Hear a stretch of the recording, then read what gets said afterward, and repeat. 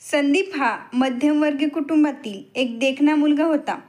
जेमतेम घरची परिस्थिती चांगली होती. शहरात त्यांचे 2 फ्लॅट आणि एक कार होती. तो एका नामांकित कंपनीत कामाला होता. त्याच्या घरात त्याची लहान बहीण रितू आणि आई ललिताजी असे ते तिघेच राहत होते. नुकतेच त्याच्या वडिलांचे निधन झाले होते. त्यामुळे ललिताजींनी संदीपला गावाकडील आपले जुने घर विकण्यास सांगितले. गावाकडे त्यांचे एक मोठे जुने घर आणि 2 एकर जमीन होती. ते सर्व संदीपच्या आजोबांनी संदीपच्या नावावर केले होते.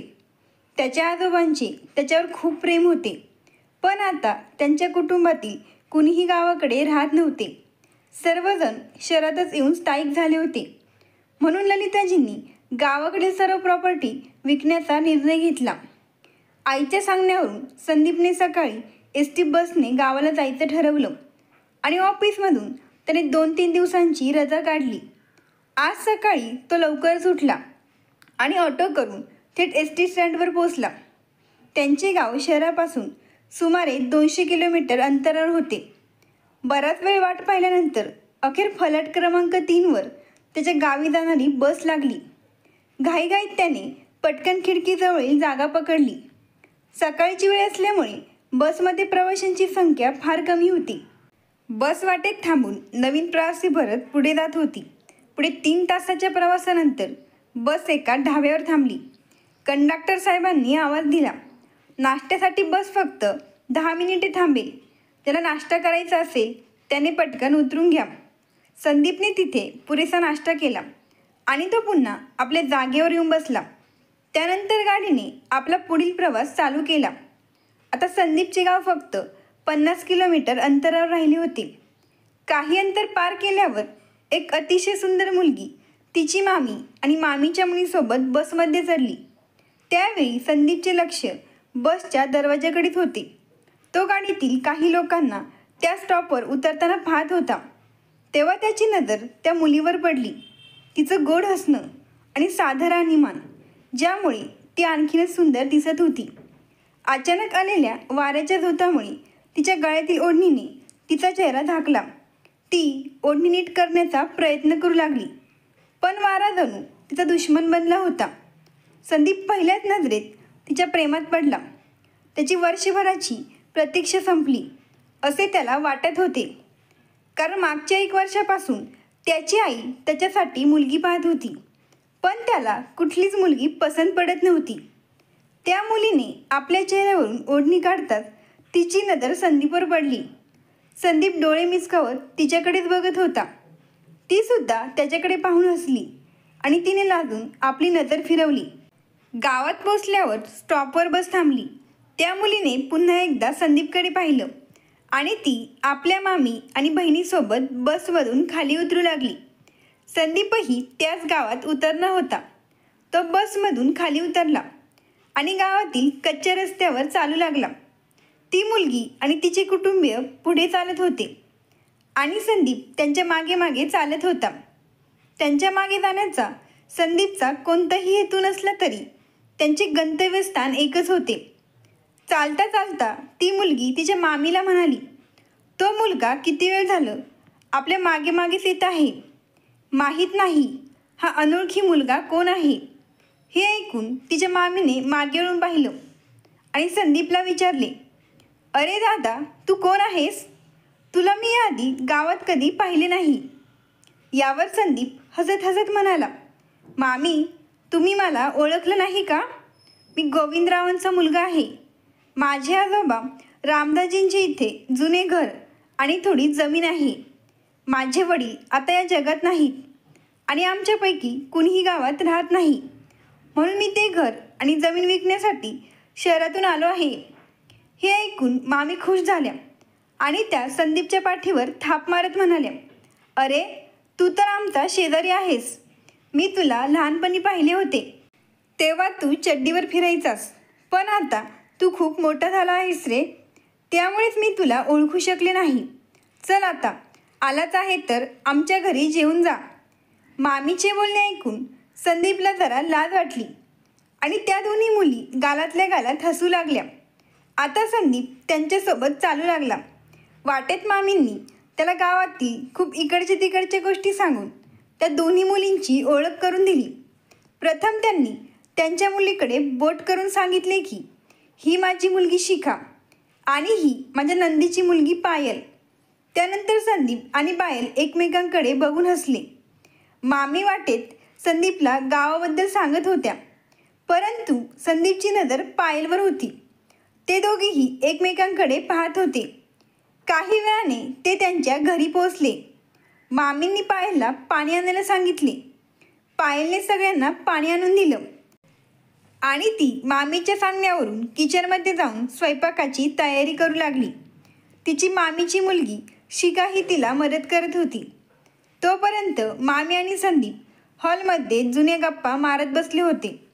काही वेळाने सगळे जेवायला बसले. तेव्हा संदीपला पायलने बनवलेले जेवण खूप आवडले.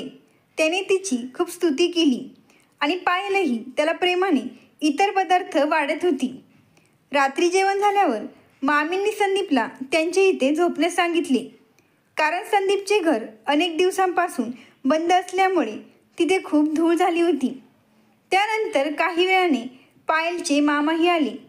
संदीपने त्याच्या आईला फोन करून सांगितले की तो आलोक मामा आणि केतकी मामीच्या घरी झोपणार आहे. त्याच्या आईला यावर काहीच आक्षेप नव्हता, कारण त्या सुद्धा या कुटुंबाला आधीपासून चांगलं ओळखत होत्या. त्यांनी एजंटशी जमीन आणि घर विकण्याबाबत आधीच बोलून ठेवले होते. जमिनीसाठी खरेदीदार भेटला होता, परंतु घरासाठी अद्याप एकही खरेदीदार भेटला नव्हता. दुसऱ्या दिवशी संदीपला जमिनीचे पेपरवर्कसाठी तलाठी ऑफिसला जायचे होते आणि मामाही त्याच्यासोबत जाणार होते. रात्री जेवण झाल्यावर सगळे अंगणात बसून बोलत होते. तिथे आजूबाजूला राहणारे काही शेजारीही संदीपला भेटायला आले आणि त्यांनी संदीपशी खूप गप्पा मारल्या. त्यामुळे संदीपला इथे आपुलकीची जाणीव होत होती. पायल आणि शिखाने घराच्या गच्चीवर गाद्या टाकल्या आणि रात्री सर्वजण गच्चीवर झोपायला गेले. संदीप पायलशी बोलण्याची संधी शोधत होता, पण बराच वेळ होऊनही त्याला तशी संधी मिळत नव्हती. मध्यरात्री सर्वजण झोपलेले असताना संदीपचे अचानक डोळे उघडले.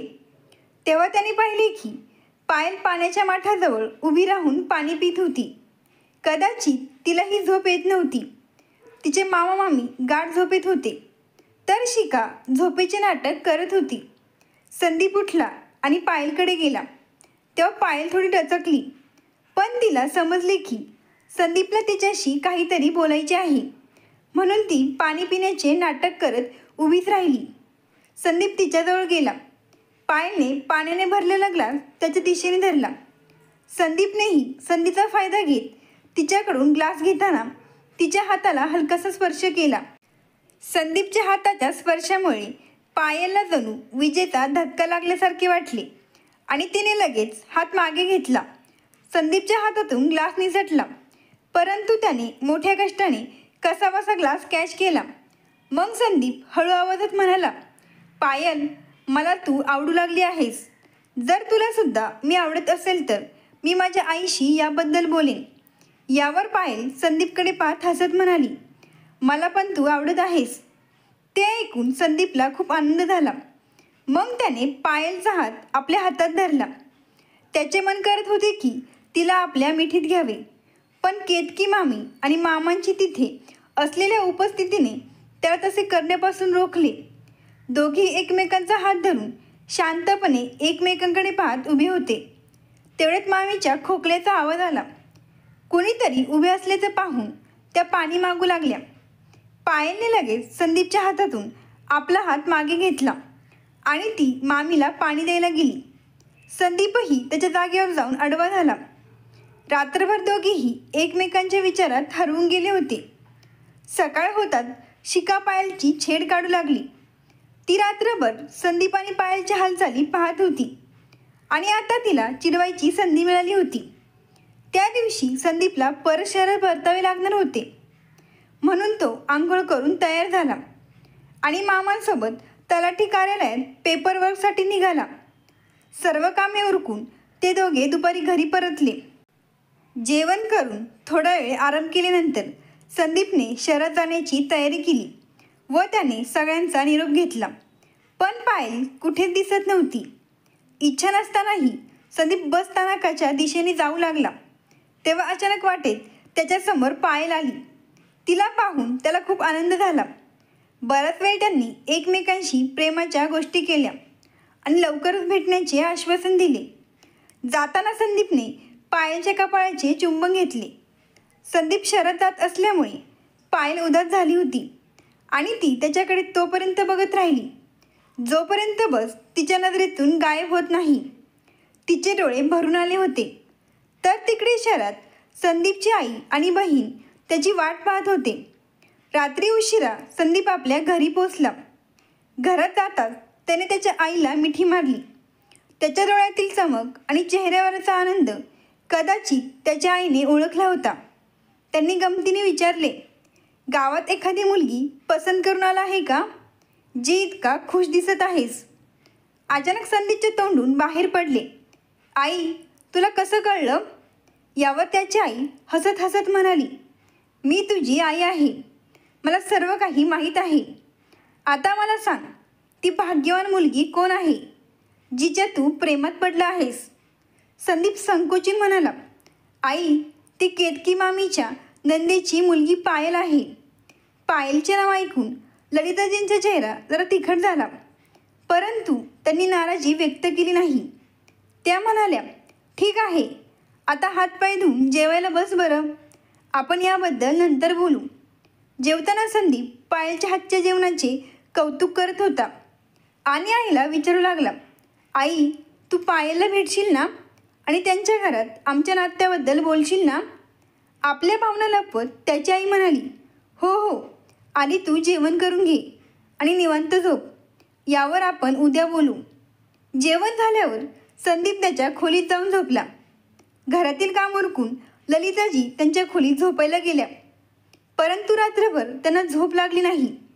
खरं तर ललिताजी आपल्या मुलासाठी श्रीमंत कुटुंबातील मुलगी शोधत होत्या, जी तिच्यासोबत खूप पैसे आणेल आणि त्यांना माहीत होते की पायल ही गरीब कुटुंबातील मुलगी आहे. तिचे लग्न व्यवस्थित पार पाडण्यासाठी तिच्या पालकांकडे पुरेसे पैसेही नव्हते. तर दुसरीकडे आपल्या मुलाच्या सुखाचा प्रश्न होता. त्यांनी संदीपला इतके आनंदी याआधी कधीच पाहिले नव्हते. अखेर कशी तरी रात्र निघून गेली आणि सूर्य नवीन सकाळ घेऊन आला. ललिताजी आंघोळ करून देवपूजा करत होत्या. मग संदीप उठून आंघोळीला गेला. तेव्हा ललिताजींनी त्याच्यासाठी चहा आणि नाश्ता तयार केला. संदीप चहा पित असताना तो पुन्हा पायलबद्दल बोलू लागला. हे ऐकून ललिताजींनी त्याला प्रेमाने समजावून सांगितले की, बेटा, आपण तुला एखादी श्रीमंत घराण्यातली मुलगी पाहू. पायलचा नाद डोक्यातून काढून टाक. परंतु संदीप हट्ट करत होता की लग्न केले तर पायलशीच करेल, नाहीतर आयुष्यभर लग्न करणं नाही.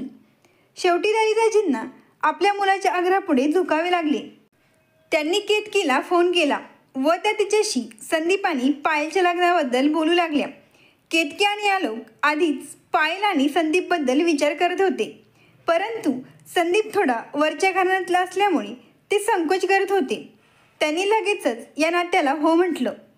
पायलच्या आईवडिलांना विचारायला त्यांनी उशीर केला नाही, कारण पायलला संदीपपेक्षा चांगलं नातं मिळू शकत नाही हे त्यांना माहीत होतं. पायलला हे कळताच तिचा आनंद गगनात मावेनासा झाला.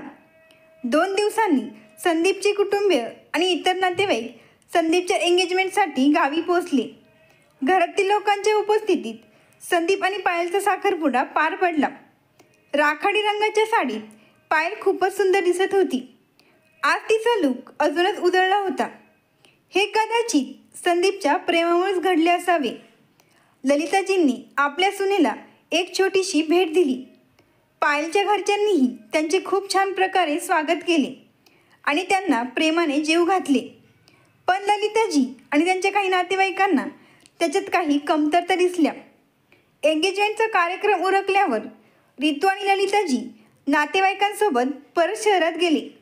पण संदीप एक दिवस इथेच राहिला. त्या दिवशी संदीप आणि पायलने एकमेकांसोबत खूप वेळ घालवला.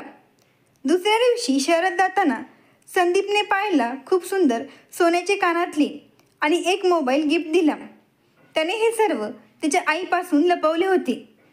पायलच्या सांगण्यावरून संदीपने आपल्या हाताने ते कानातले पायलला घातले. त्यावेळी घरात कोणीच नव्हते.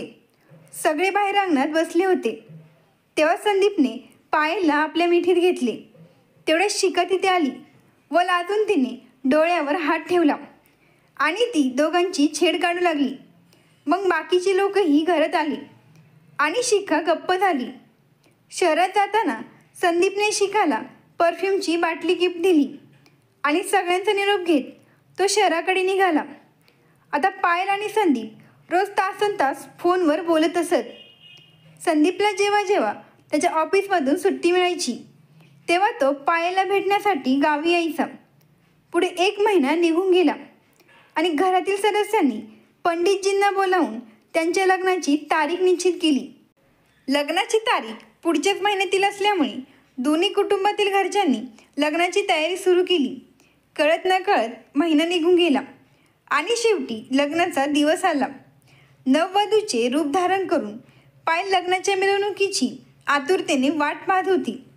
तेवढ्याच जोरात बँडचा आवाज आला. पायल स्वतःला थांबू शकली नाही. ती तिच्या मैत्रिणींसोबत खिडकीपाशी उभी राहून लग्नाची मिरवणूक पाहू लागली. संदीप वराच्या पोशाखात खूपच आकर्षक दिसत होता. पायलचे आईवडील आणि मामा मामींनी लग्नाच्या मिरवणुकीचे स्वागत केले. त्यानंतर तिच्या आईने संदीपला टिळक लावून त्याचे नाक ओढले. ही त्या गावातील प्रथा होती. आलेले सर्व पाहुणे लग्न मंडपात आपापल्या जागी बसले आणि संदीप स्टेजवर जाऊन बसला. प्रथमतः गावातील सरपंचांनी लग्नात आलेल्या पाहुण्यांचे मोठ्या उत्साहात स्वागत केले. सर्वजण नवरी मंडपात येण्याचे वाट पाहत होते. विशेषतः संदीप. पंडितजींनी वधूला मंडपात बोलवण्याचा आदेश दिला. पायल ज्या खोलीतून बाहेर पडणार होती त्या खोलीकडे सर्वजण बघत होते. त्या खोलीचा दरवाजा उघडला आणि पायल हळूहळू पावलं टाकत बाहेर आली. ती एखाद्या परीसारखी सुंदर दिसत होती. संदीपची नजर तिच्यावर थांबल्यासारखी वाटत होती. ती त्याच्या जवळ असलेल्या पाटावर येऊन बसली. पंडितजींनी मंत्रपठण सुरू केले आणि लग्नाचे उरलेले विधी पार पाडले. त्यानंतर काही वेळातच विवाह संपन्न झाला. संदीप शूज घालण्यासाठी गेला तर त्याचे शूज त्या जागेवरून गायब होते, जे शिखा आणि तिच्या मैत्रिणींनी चोरले होते. तिने शूजच्या बदल्यात संदीपकडे पैसे मागायला सुरुवात केली. या प्रथेचा मान ठेवत संदीपने शिखाला 1000 रुपये दिले. त्या बदल्यात शिखाने शूज परत केले. हे सर्व पाहून ललिताजी रुसून बसल्या, पण त्यांच्याकडे कोणाचेच लक्ष गेले नाही. सगळे आपापल्या मस्तीत मग्न झाले होते. जेव्हा पाठवणीची वेळ झाली तेव्हा पायलने तिचे आई वडील, मामा मामी व शिखाला मिठी मारली आणि ती खूप रडली. त्यानंतर संदीपने तिला सांभाळत गाडीत बसवले व ते शहराच्या दिशेने निघाले. सासरच्या घरी पोचल्यावर संदीपच्या आईने आपल्या सुनेचे स्वागत केले. दुसऱ्या दिवशी सकाळी पायलने नाणे शोधण्याचा विधी जिंकला. ते पाहून ललिताजींना वाईट वाटले, पण त्या सर्वांसमोर आनंदाचे नाटक करत राहिल्या. दिवसभर सर्व विधी झाल्यानंतर पायलला तिच्या खोलीत बसवण्यात आले. रात्र खूप झाली होती. सगळे नातेवाईक जवळपास गेले होते. संदीप त्याच्या खोलीत जाऊ लागला तेव्हा त्याची बहीण ऋतू दरवाजात थांबली. संदीपने तिलाही 1000 रुपये दिले, मात्र ती मान्य झाली नाही. त्यानंतर तिने संदीपकडून 5000 रुपये घेतले. तेव्हा त्याला आत जाऊ दिले आणि तिने बाहेरून दरवाजा बंद केला. पायल खोलीत बेडवर बसली होती. संदीप तिच्या जवळ येऊन बसला आणि तो तिच्याशी प्रेमाने बोलू लागला. मग मोठ्या प्रेमाने त्याने तिचा हात आपल्या हातात घेतला. त्यानंतर त्याने खोलीतील लाईट बंद केली. दुसऱ्या दिवशी पहाटे 5 वाजता ललिताजींनी दार ठोठावले. दार ठोठावल्याचा आवाज ऐकताच पायल लगेच उठली आणि तिने दार उघडले. तिची सासू म्हणाली, आज आपल्याला मातेच्या मंदिरात जायचे आहे, त्यामुळे दोघांनी लवकर तयार व्हा. आईचा आवाज ऐकून संदीपही उठला आणि दोघेही तयार झाले. त्यानंतर ते कुटुंबातील इतर सदस्यांसह मातेच्या मंदिरात दर्शनासाठी गेले. तिकडून घरी परतल्यानंतर पहिल्याच दिवशी ललिताजींनी पायलला घरची कामे करायला लावली.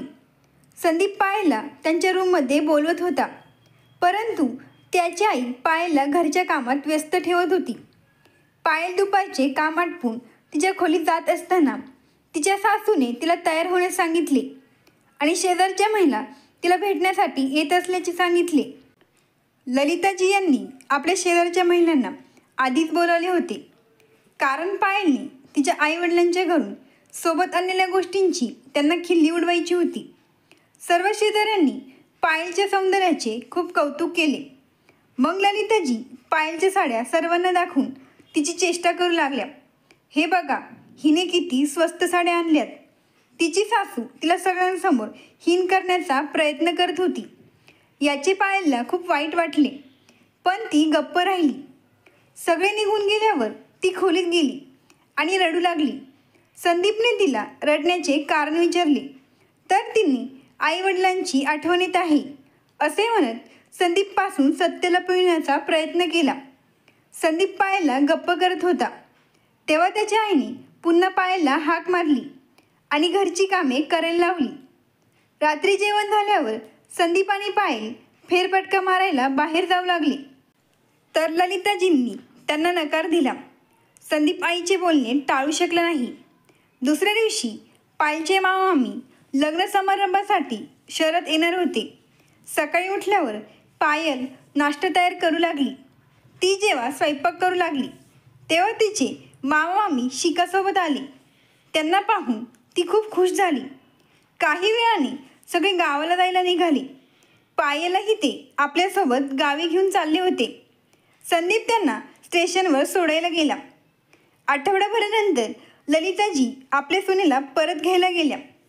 पायलला समजले होते की तिची सासू तिचा तिरस्कार करत आहे, पण तिने धीर धरून तिच्या सासूची खूप चांगली सेवा केली. ललिताजींच्या तोंडून बाहेर पडण्याआधीच पायलने ते काम पूर्ण केले असायचे. तिला लवकरच तिच्या सासरच्या कामाची आणि जीवनशैलीची सर्व माहिती झाली होती. तरीही ललिताजींना खुश करणं इतकं सोपं नव्हतं. त्या आपल्या सुनेच्या कामात सतत काही ना काही उणिवा शोधून तिच्यासोबत वाद घालत राहायच्या. हे सर्व संदीप घराबाहेर पडल्यावरच व्हायचे. दिवसभर घरातील कामामुळे पायल थकून जायची, त्यामुळे ती संदीपला वेळ देऊ शकत नव्हती. संदीपलाही हे चांगलंच कळत होतं. शेवटी त्याचे तिच्यावर खूप प्रेम होते, त्यामुळेच त्याने पायलसोबत वेळ घालवण्यासाठी हनीमूनला जाण्याचा बेत आखला. त्याने 10 दिवसांच्या शिमल्याच्या टूरची 2 तिकिटे बुक केली, जी त्याची आई ललिताजींना अजिबात आवडली नाही. परंतु त्या करणार तरी काय? मुलाच्या निर्णयापुढे त्या काहीच बोलू शकले नाही. पायल टूरला जायची तयारी करू लागली. त्यानंतर 3 दिवसांनी ते दोघेही हनीमूनला निघाले. संदीपचा हात धरून पायल त्यांच्या भविष्याची सोनेरी स्वप्ने विणू लागली. 5 तासांच्या प्रवासानंतर बस हॉटेलवर थांबली. सर्व जोडपे बसमधून उतरले आणि सामान घेऊन आपापल्या खोलीकडे निघाले. प्रवासात त्या सर्वांची एकमेकांसोबत चांगली मैत्रीही झाली होती. हॉटेलची खोली अतिशय स्वच्छ आणि सुंदर होती, जी 3ऱ्या मजल्यावर होती.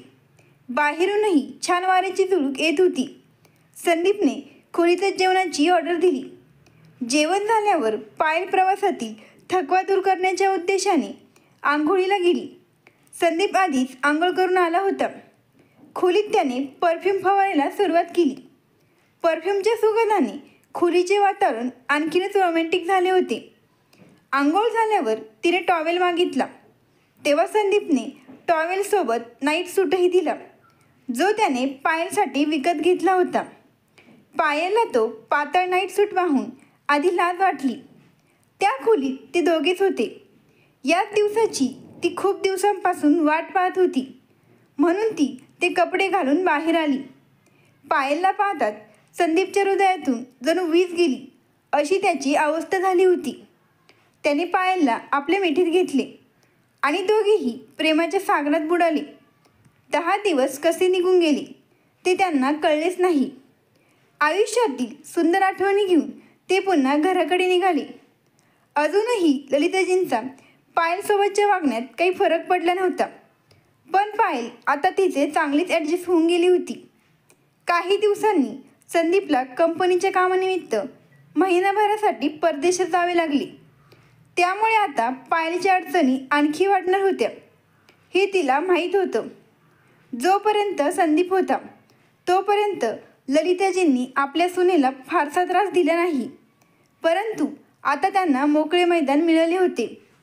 त्यामुळे ललिताजी पायलला आणखी त्रास देऊ लागल्या. त्यावेळी तिला धमकावत असत आणि तिच्या छोट्या छोट्या चुकांवरून तिला ओरडत असत. रितू ही तिच्या बहिणीला सतत काही ना काही काम सांगायची, जेणेकरून तिला थोडासासुद्धा आराम मिळू नये. दोघीही सतत तिला टोमणे मारायच्या, ज्यामुळे ती एकटी पडली होती आणि ती तिच्या खोलीत जाऊन खूप रडायची. ललिताजींची बहीण सुमित्रा त्यांच्यासोबत राहायला आल्यावर तिच्या अडचणीत आणखीन वाढ झाली. सुमित्रा मावशी ललिताजींना म्हणाली, तू ही कसली सून आणली आहेस?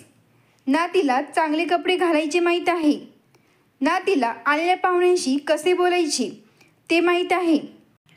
दीदी, एकतर तुला माहीतच आहे आजकाल शहरातील मुलींचं राहणीमान कसं आहे. ही पूर्ण गावंढळ दिसत आहे. संदीपला अजिबात सूट होत नाही. एक काम कर, हिला घटस्फोट देऊन तुझ्या मुलाचे लग्न मी सांगते त्या मुलीशी करून दे. ते खूप पैसेवाले आहेत. त्या मुलीचे वडील त्यांच्या नावाला 1 कार आणि 100 तोळं सोनं देणार आहेत. सुमित्राचे बोलणे ऐकून ललिताजींचा लोभ अजूनच वाढला. सुमित्रा तिला चिथावणी देत राहिल्या आणि पायलवर अत्याचार दिवसेंदिवस वाढत गेले. ती आपल्या पतीच्या प्रेमामुळे मूकपणे सर्व काही सहन करत होती. याबाबत तिने संदीपलाही काही सांगितले नाही. एके दिवशी सुमित्रा ललिताजींच्या कानात काहीतरी कुजबुजत होती. पायलला भीती वाटत होती की ते आपल्यासोबत काहीतरी चुकीचे करतील. तिला आपल्या सासूच्या तोंडातून लोभ टपकताना दिसत होता, पण तिने तो तिच्या मनातला भ्रम म्हणून फेटाळून लावला. त्या रात्री नेहमीप्रमाणे सर्व कामे आटोपल्यावर पायल आपल्या खोलीत बसून जेवू लागली. तेव्हा ललिताजींनी तिला हाक मारली, पायल, माझ्यासाठी 1 ग्लास पाणी घेऊन ये, मला खूप तहान लागली आहे. तेव्हा ती आपल्या सासूबाईंना पाणी देण्यासाठी गेली असता सुमित्रा मावशीने तिच्या जेवणात विष मिसळले. जेवणात विष मिसळले आहे हे त्या निष्पाप पायलला कळले नाही. ती जेवायला जात असतानाच तिचा फोन वाजला. तिने फोन उचलला. आज संदीपने जरा लवकरच फोन केला होता. त्याने पायलला तिच्या तब्येतीची विचारपूस केली आणि म्हणाला, मला आज विचित्र आणि अस्वस्थ का वाटते माहीत नाही. तिकडे सगळं ठीक तर आहे ना? पायल म्हणाली, हो, इथे सगळं ठीक आहे, पण तुम्ही असं का बोलत आहात? तर संदीप म्हणाला, काही नाही, असंच. दोघेही प्रेमाने बोलत होते. तेवढ्यात तिच्या सासूबाई तिथे आल्या आणि म्हणाल्या, पायल, पटकन जेवून घे. माहीत नाही दिवसभर फोनवर कोणाशी बोलत असतेस. ती संदीपला म्हणाली, ठीक आहे, मी नंतर बोलते. असे म्हणत तिने फोन कट केला आणि ती जेवायला आपल्या खोलीत गेली. जेवण करून ती तिचे ताट बेसिनमध्ये ठेवायला गेली. तेव्हा अचानक तिची तब्येत बिघडू लागली. तिला खूप उलट्या होऊ लागल्या. तिने तिच्या सासूबाईंना सांगितले की माझी तब्येत बिघडली आहे, मला डॉक्टरांकडे घेऊन चला. पण ललिताजींनी तिच्या बोलण्याकडे दुर्लक्ष केले. पायल संदीपला फोन करणार होती, परंतु तिला तिचा फोन कुठेच सापडला नाही, कारण रितूने तो आधीच कुठेतरी लपून ठेवला होता. काही वेळानंतर पायलची तब्येत आणखीनच खालवली आणि तिने आपला जीव सोडला. लोभी ललिताजींना जरासुद्धा समजले नाही की त्यांनी लोभापायी बिचारा पायलसोबत काय केले. त्यानंतर तिघींनी मिळून पायलला एका मोठ्या बॅगेत टाकले आणि तिला शहरापासून दूर नेऊन एका निर्जन ठिकाणी पुरले आणि तिचा फोनही स्विच ऑफ करून तिथेच पुरून टाकला. त्यानंतर त्या घरी येऊन निवांत झोपी गेल्या, जणू काही झालेच नाही. दुसऱ्या दिवशी सकाळी 9च्या सुमारास संदीपने पायलच्या फोनवर कॉल केला, मात्र तिचा फोन बंद लागत होता. त्यामुळे संदीपने त्याच्या आईला फोन केला. ललिताजींनी घाबरत फोन उचलला आणि मोठ्या हिमतीने त्या आपल्या मुलाशी बोलू लागल्या. संदीप पायलबद्दल विचारू लागला. तेव्हा त्याची आई म्हणाली, पायलचं काहीतरी काम होतं, त्यामुळे ती बाहेर गेली आहे. तू काही वेळाने तिला फोन कर. जेव्हापासून बायको आली आहे तेव्हापासून तू आईला विसरून गेला आहेस. संदीप म्हणाला, नाही आई, तसं नाही आहे. मी 2 दिवसांनी घरी येतोय. मला फक्त तिला हेच सांगायचं होतं. तो आईशी बराच वेळ बोलला आणि त्याने फोन ठेवला.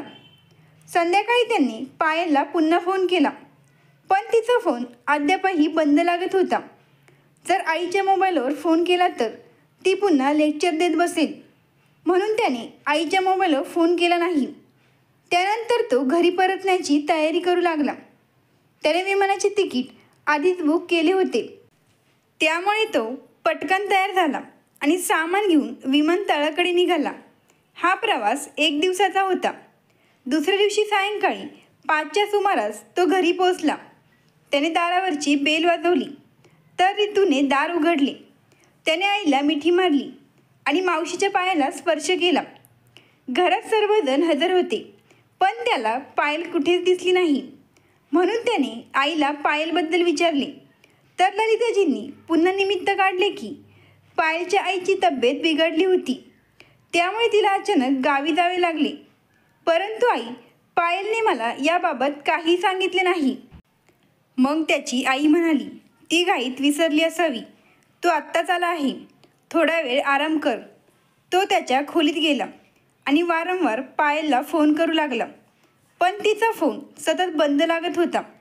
संदीपने तिच्या आईवडिलांनाही फोन केला, परंतु गावी रेंजचा प्रॉब्लेम असल्यामुळे त्याचे त्यांच्याशी बोलणे होऊ शकले नाही. त्यामुळे त्याच्या आईलाही थोडा दिलासा मिळाला.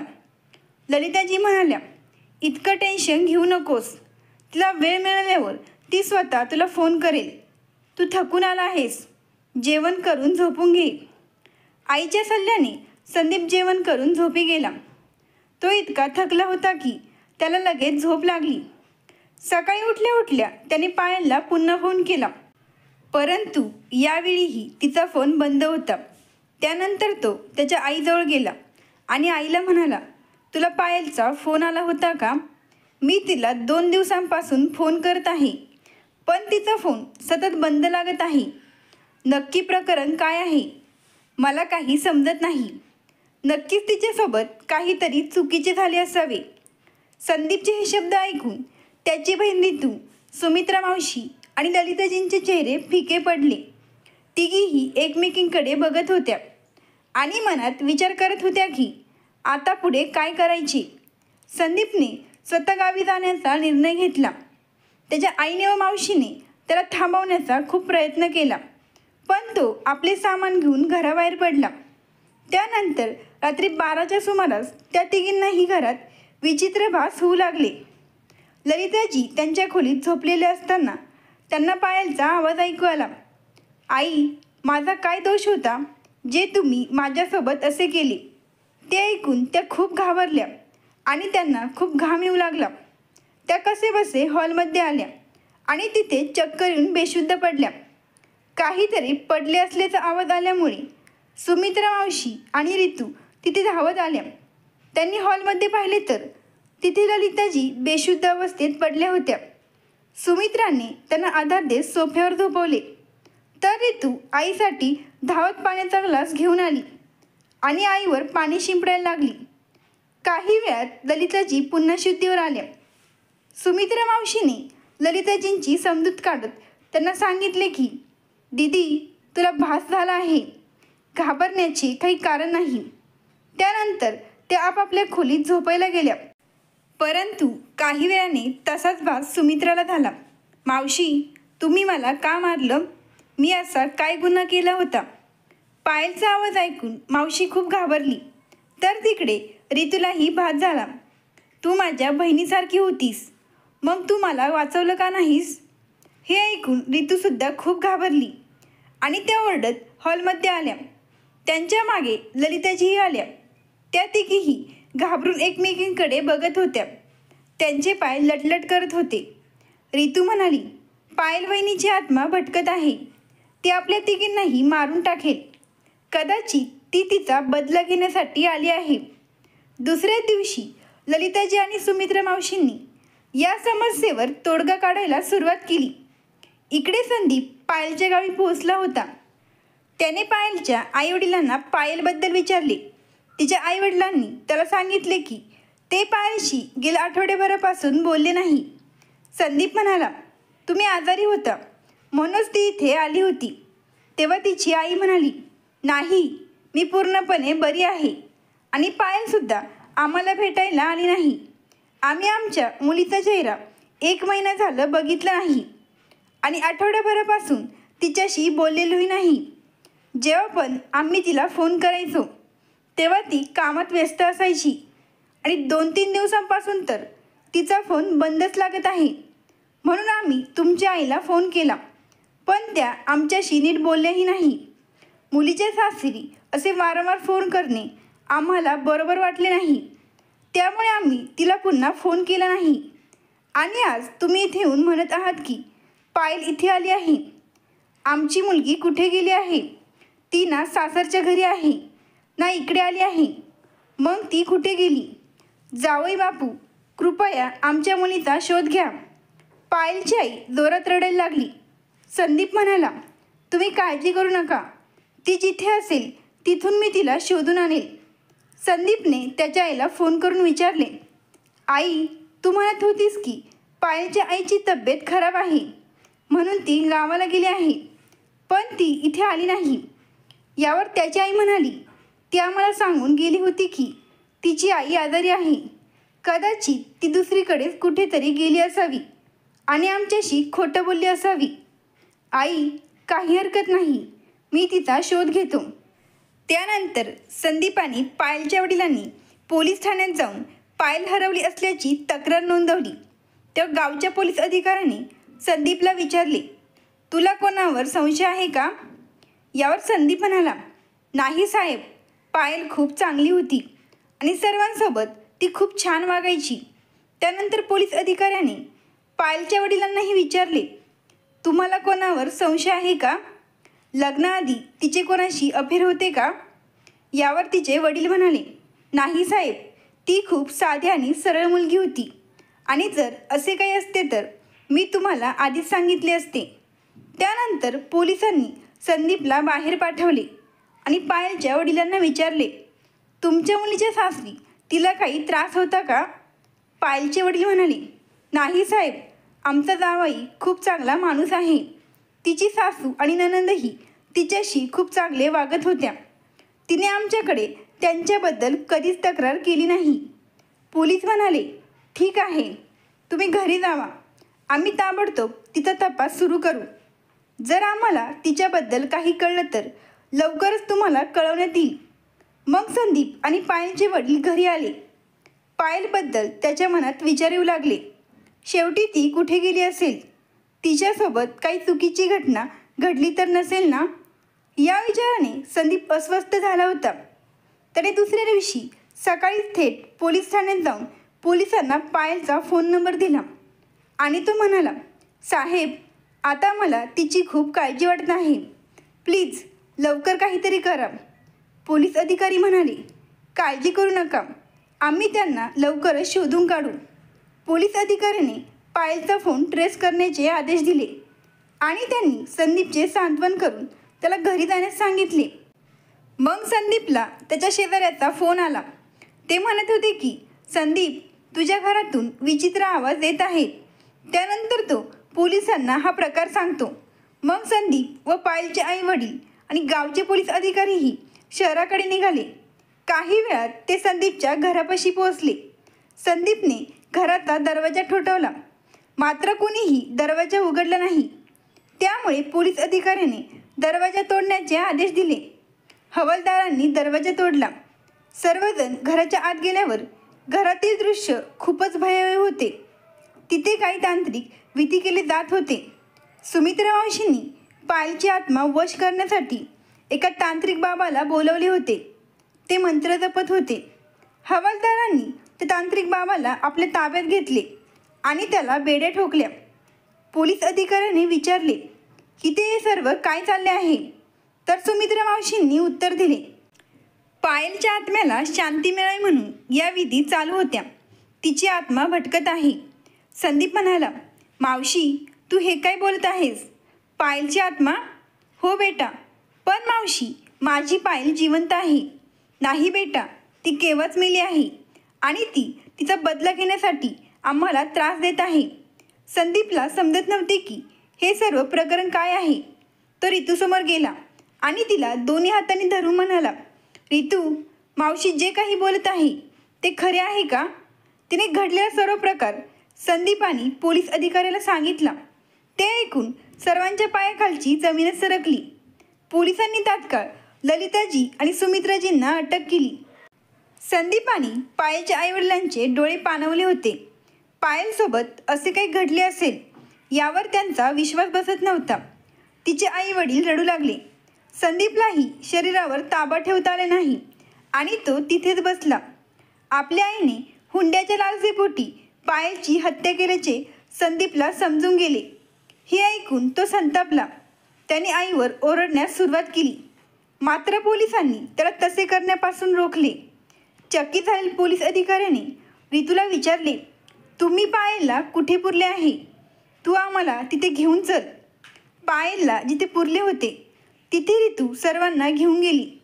त्यानंतर पोलिसांनी त्या जागेवर खड्डा खोदला असता तिथे कुजलेल्या अवस्थेत एक मृतदेह आढळून आला आणि त्यासोबतच एक मोबाईलही सापडला. पोस्टमॉर्टममध्ये हा मृतदेह पायलचाच असल्याचे समोर आले.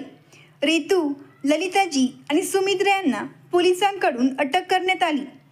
आपली पत्नी आता या जगात नाही आणि आपल्या आईनेच तिचा खून केला.